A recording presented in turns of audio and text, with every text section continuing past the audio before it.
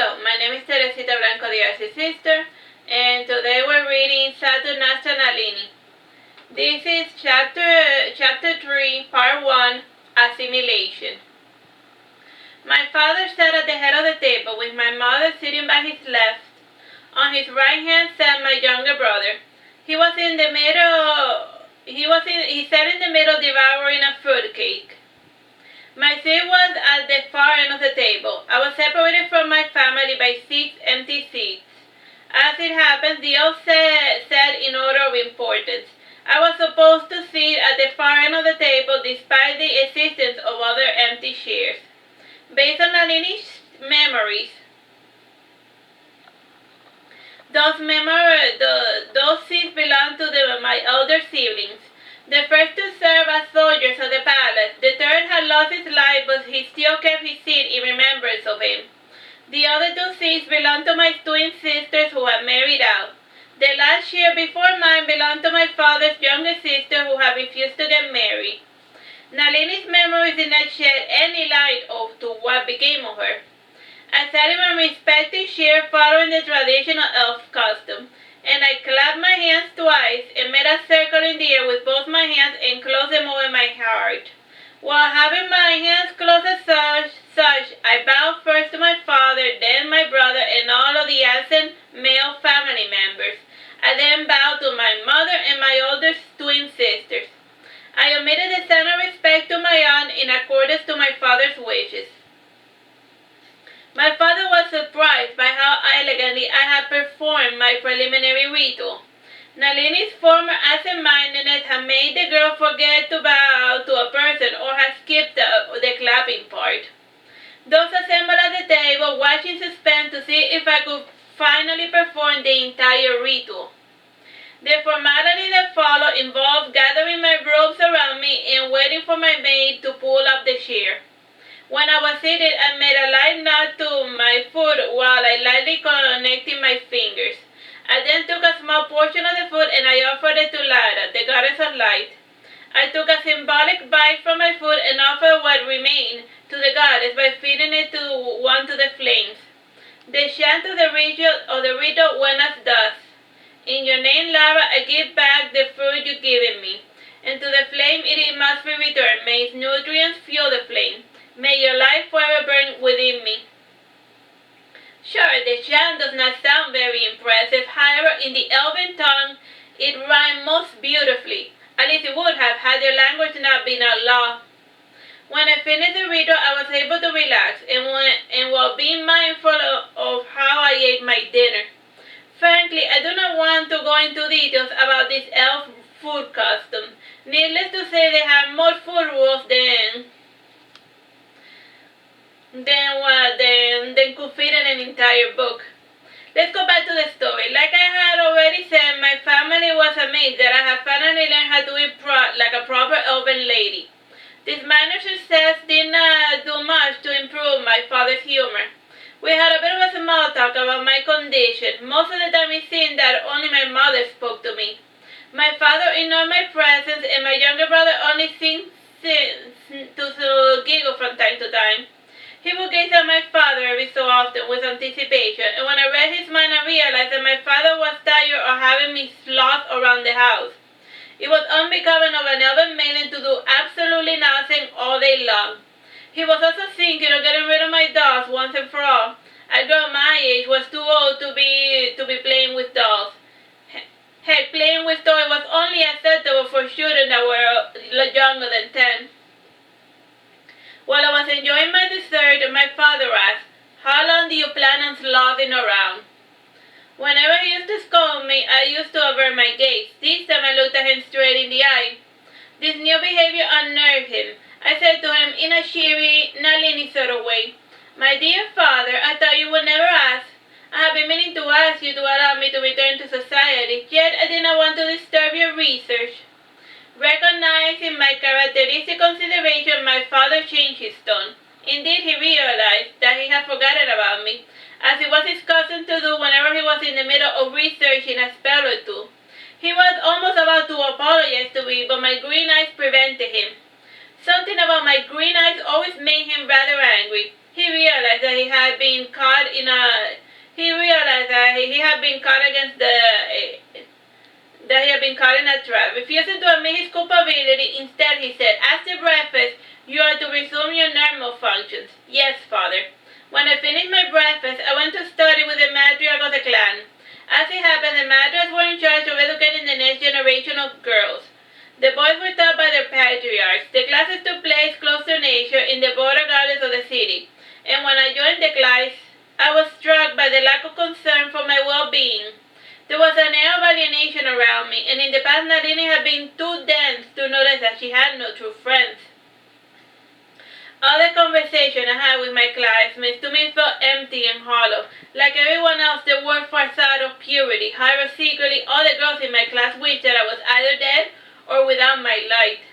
Despite this alienation, I did my best to perform my duties. The matter was the first to notice a change in my behavior.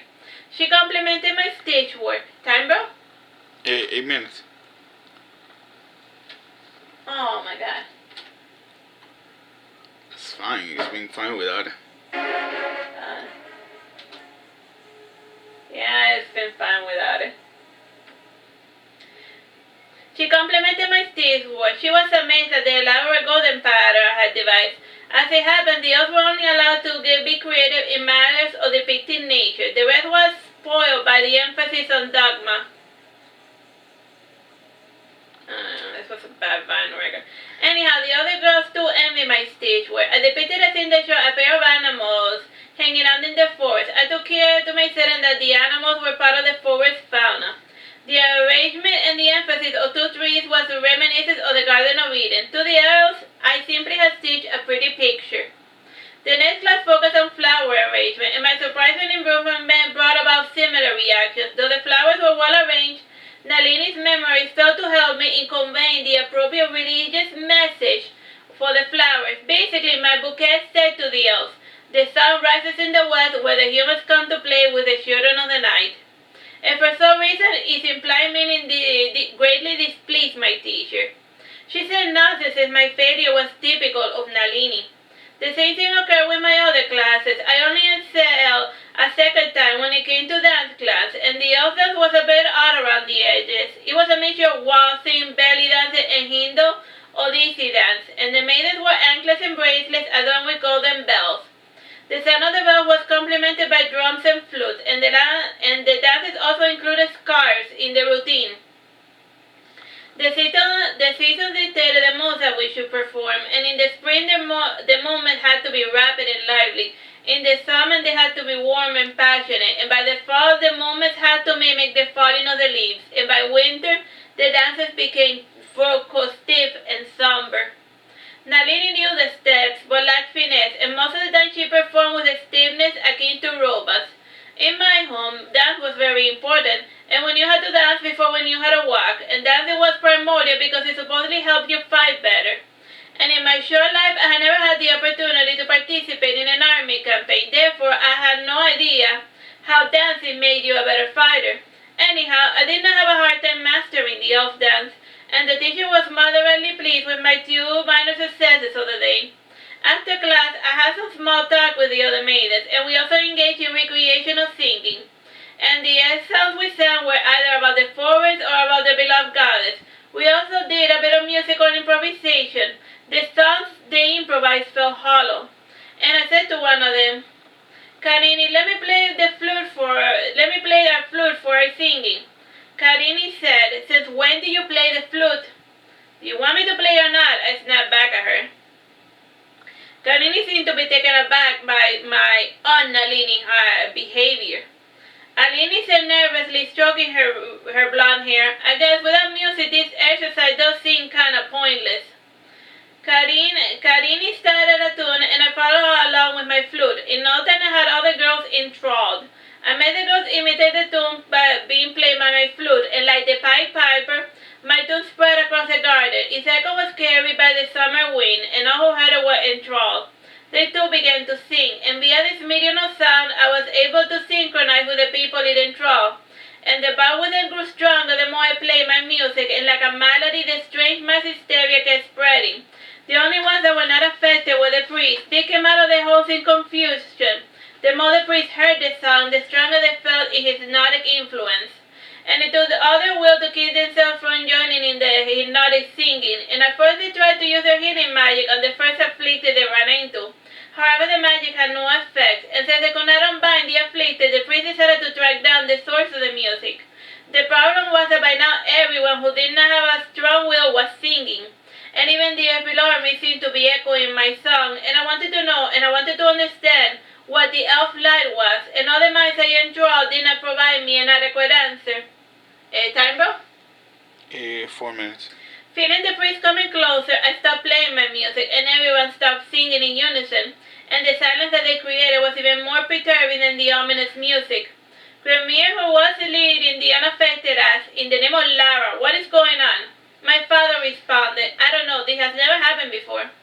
All the afflicted were simply watching them proceed. Their eyes served as my eyes, and their voice became my voice. Together we asked, "What is the elf's light?"